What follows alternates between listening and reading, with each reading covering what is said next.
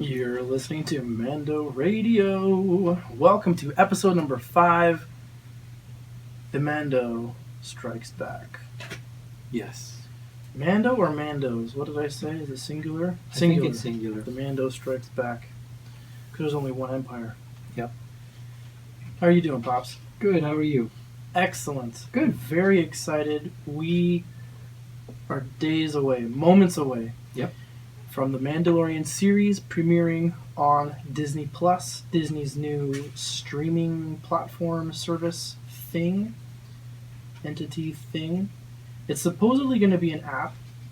You're supposedly going to be able to download an app for iOS or Android. Oh. But they're not available yet. Presumably they will be available at launch. Right.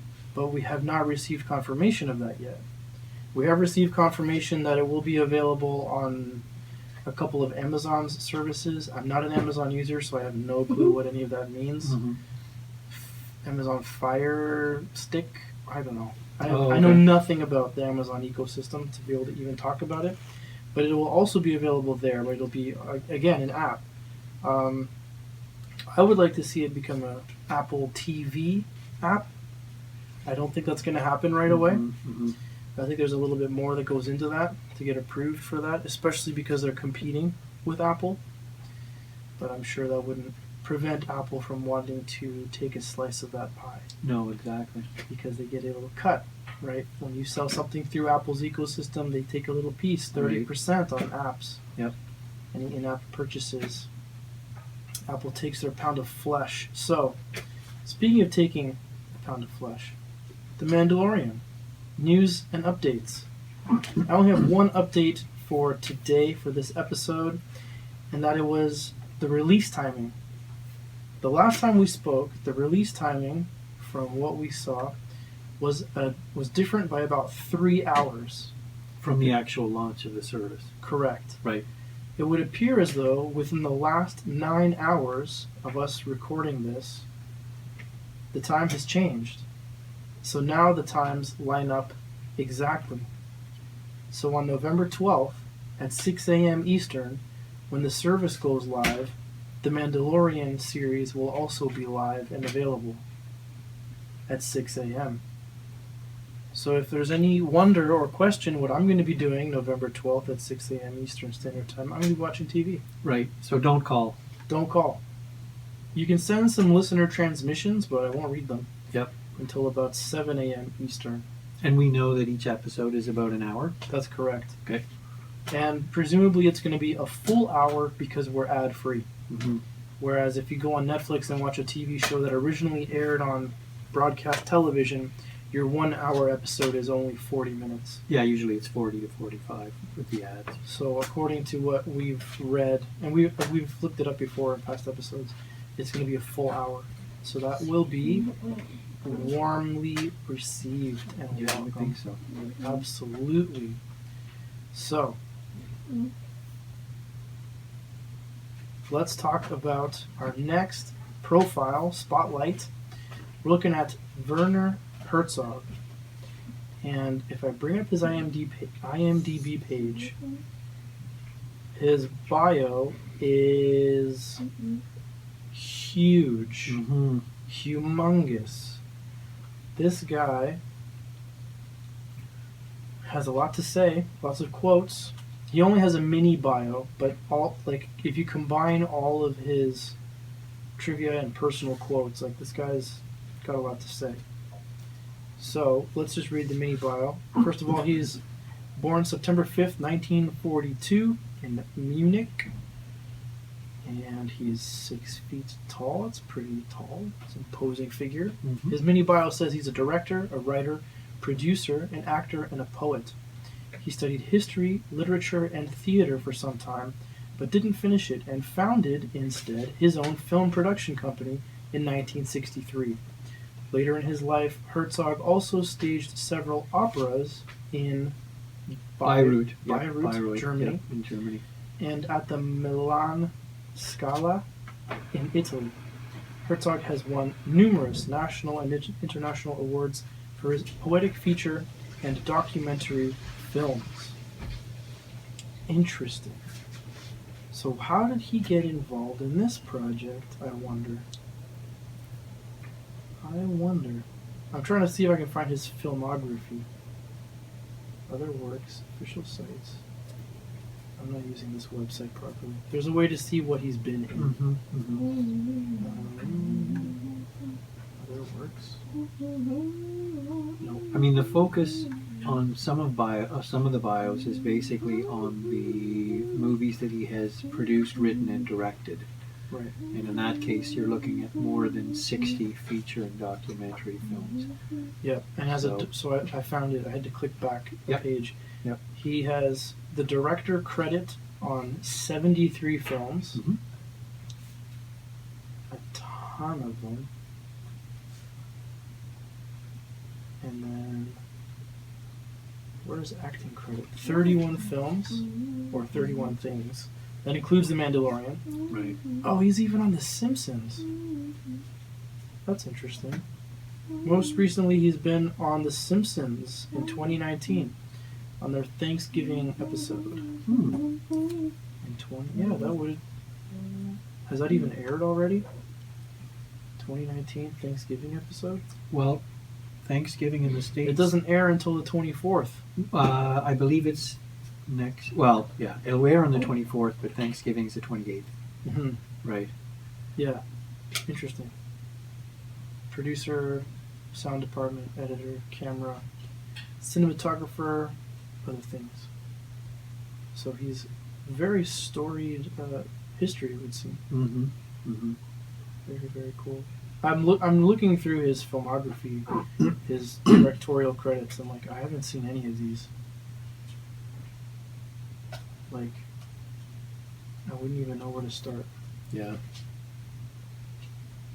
But definitely captures that imperial,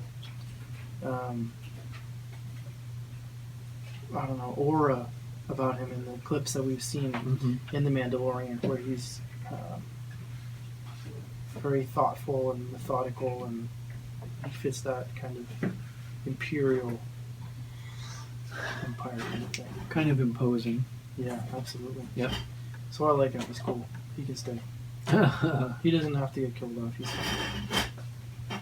All right, that is it. That's all I had for The Mandalorian. We will now move on to the next portion of our show, reflections of Star Wars Episode 5, The Empire Strikes Back. So let's hear from you, Pops. Do you recall seeing Empire in theaters? I do. I wasn't around when it came out, so I saw it later in the year. Because I think, when did it come out? 1980. 1980, but May, June. It wasn't a Christmas movie, right? May 17th, Yeah. 1980. Yeah, I saw it near the end of that year, probably after November. So I didn't see it when it first came out, but obviously I loved the movie. It was a worthy continuation, or a worthy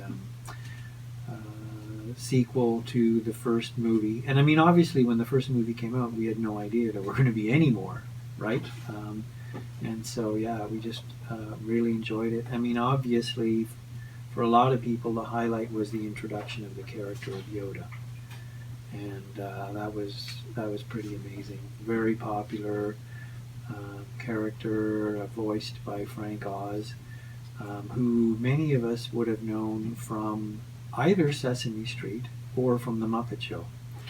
So interesting, because Frank, and you can kind of hear it a little bit, the overlap. He voiced characters like Miss Piggy, Fozzie Bear, Animal, and Sam Eagle, and then in terms of The Muppet Show, he does the voice for Grover, Cookie Monster, and Bert on Sesame Street. So yeah, very enjoyable character on the movie. Charismatic. Yeah. Would you say Yoda was your favorite part of the film? I would say it was. I think it was. That whole training sequence with Luke and things that happened on Dagobah, and just like cool, interesting, wise new character.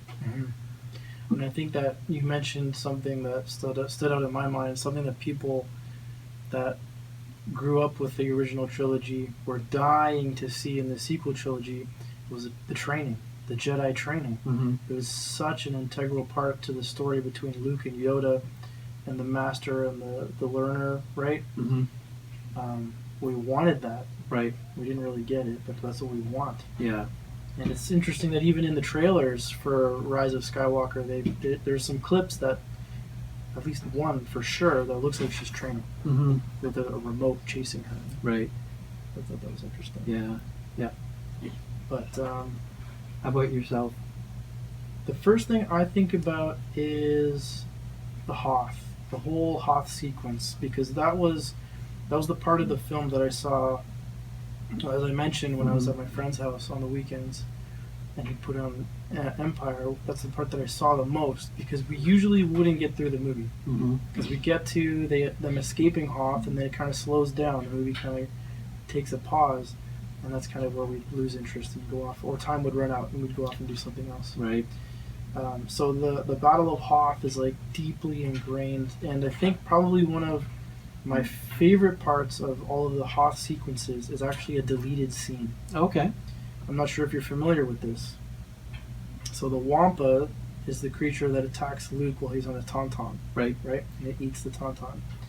Well, in one of the deleted scenes, there is a room inside of Echo Base that has a sign, a placard on the outside that says, in Orabesh, I'm assuming, "Do not enter," because there's Wampas inside this room. Like they encountered them, they captured them, they put them in this room. Oh. And the deleted scene is C-3PO, as they're trying to flee Echo Base, he rips the sign off the door, and then some stormtroopers are coming up behind them, and they open the door, and one of them gets grabbed. Right. Oh, that's funny. Yeah. Okay. That was awesome. Oh, that's pretty cool. But at the time, though, it got mixed reviews from critics. The fan base, of course, loved it. But then the other thing that sticks out to me the most is one of the most oft quoted inaccurately lines in pop culture, because when Vader reveals his identity to Luke, the line is one way, and people remember it another way. Right. And that happens all the time. Yeah, right? exactly. Yeah. Even on YouTube, the Star Wars show. Are you familiar with that? Yeah. Lucasfilm has the Star Wars show, where every week they have a couple of hosts that do whatever Star Wars is up to. So, for example, their hosts are the ones that will have a big hand in leading the events at Celebration when that happens. They just had like a mini game show in the streets of Los Angeles, pulling a trailer, and that was one of the things that they quizzed people on. Was, is this the correct line? Right. Luke, I am your father. It's like, no. Nope. Wrong. Yep. But, I just really came to appreciate Empire because it really has, I don't know, it's just like such a good film. From escaping the oppression of the Empire to Cloud City, you bring in the bounty hunters and Boba Fett, and it's got the right amount. You start to see Han in a different light, whereas before he's just like pure arrogance and confidence. You actually get to see him flex some of his skills now in Empire, like with the landing claw on the bridge of the Star Destroyer. Like you actually get to see him doing stuff like that. Right. Yeah. Whereas before it's just his reputation. And then I don't know. It's just such and Luke losing his hand, which then becomes integral to his final encounter with the Emperor in Return of the Jedi. Yeah, good stuff. Yeah, really, really good stuff. Yeah, and I mean, I think as you said, the whole Hoth sequence is very effective. I mean, they shot that in Norway, and so yeah, it was cold. They weren't faking the cold. I mean, a lot of it was done in the studio with the vehicles and things like that, but the actual actors were like out in the snow in Norway, and yeah, it was cold. Wow. I didn't even know they filmed that in Norway. That's crazy. Wow. But I think too with some of the other characters they introduced, like it's nice to see Billy D. Williams in there and just the interaction that he has with Han. Any other new characters that you felt were an interesting or welcome addition? For me, I always think about the aliens, like Mhm. the Ugnaughts. Super cool. Yeah, Like, I don't know why. Ewoks too in Return of the Jedi, right? Like yeah. any kind of variation that's humanoid but is very unique in certain ways. Mm-hmm. I liked Ugnaughts. Other Okay. characters, Lobot.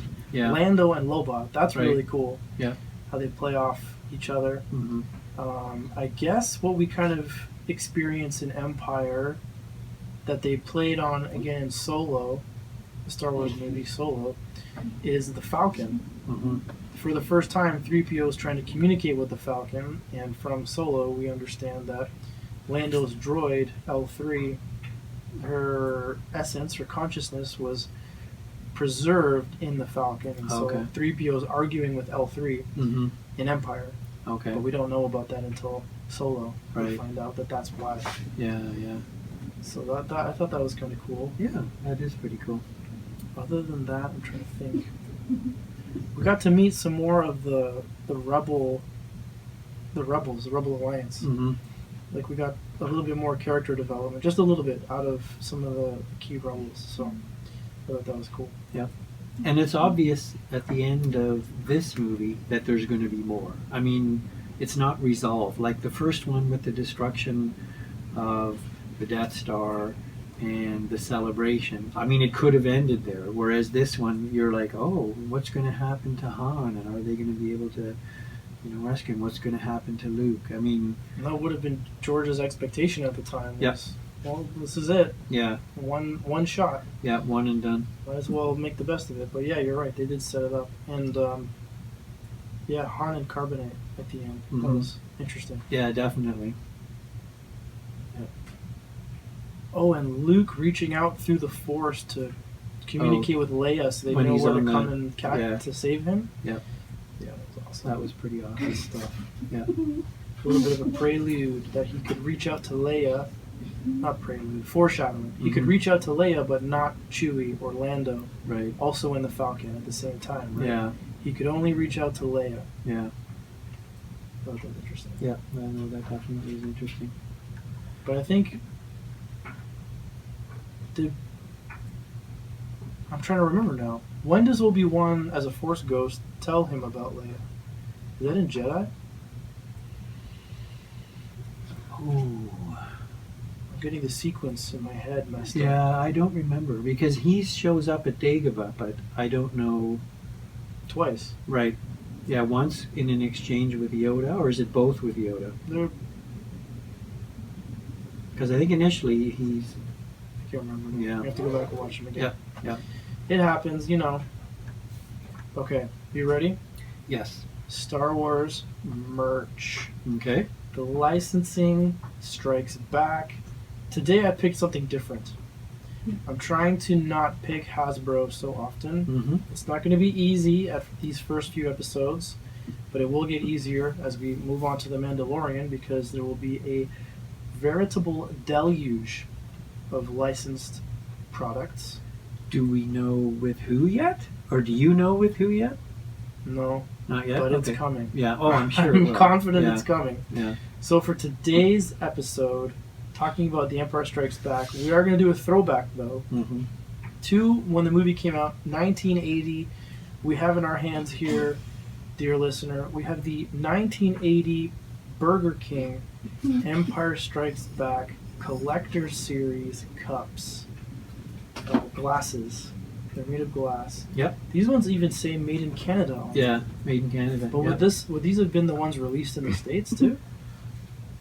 I'm not sure. I didn't do any research on them because until I just picked them up now, I didn't even realize these say made in Canada. Yeah. I wonder if they just sent the designs down to Canada and we just made them here or something.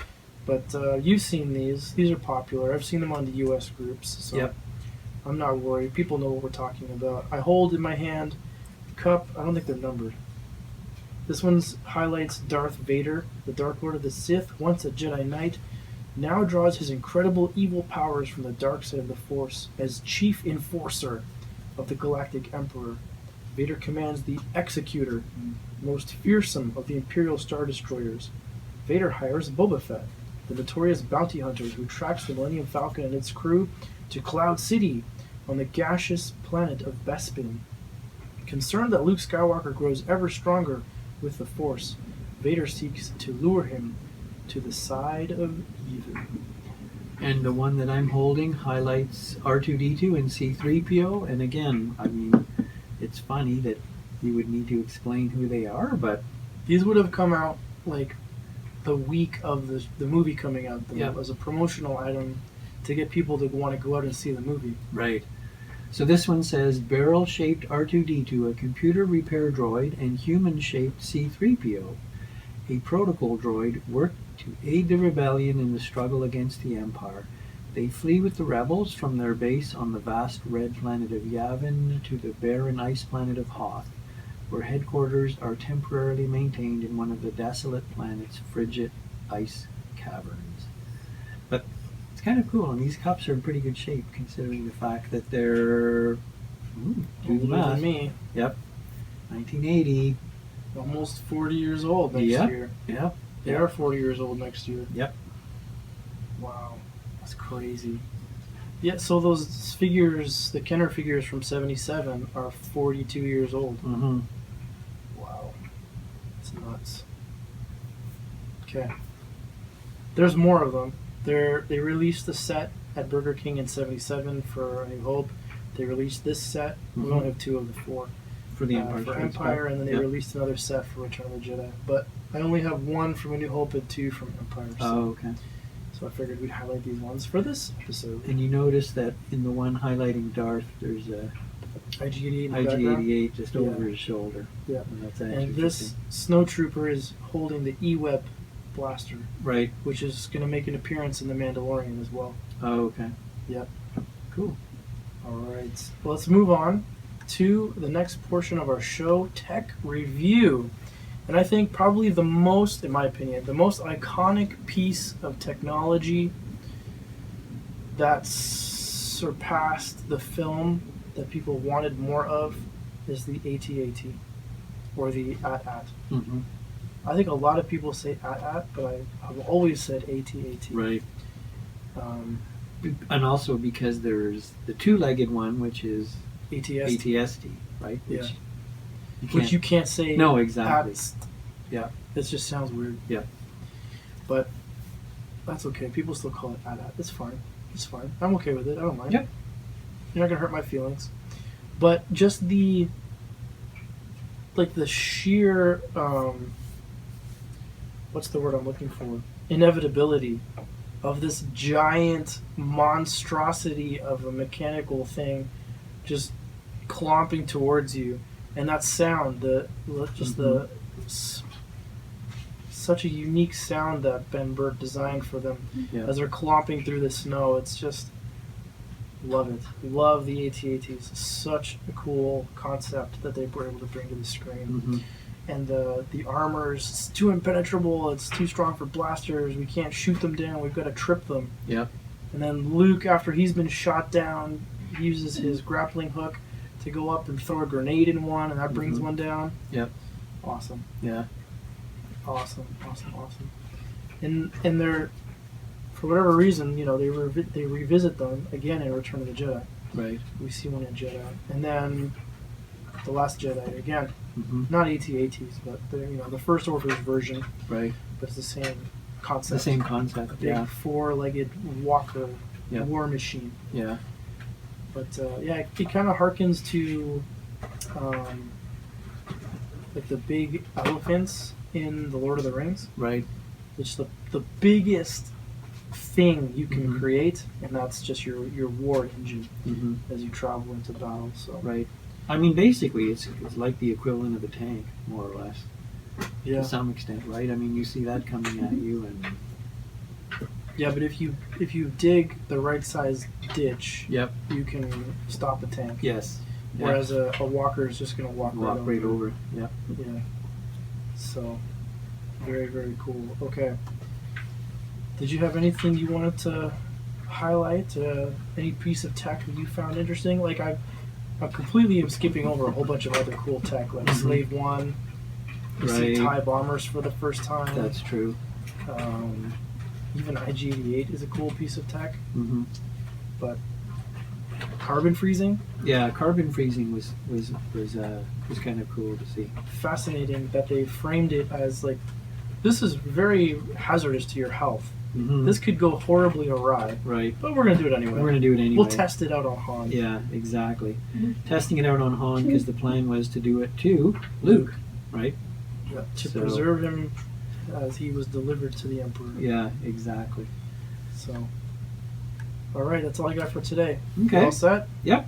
All right. Thank you so much for joining us. We hope you'll join us next time. The Force will be with you. Always.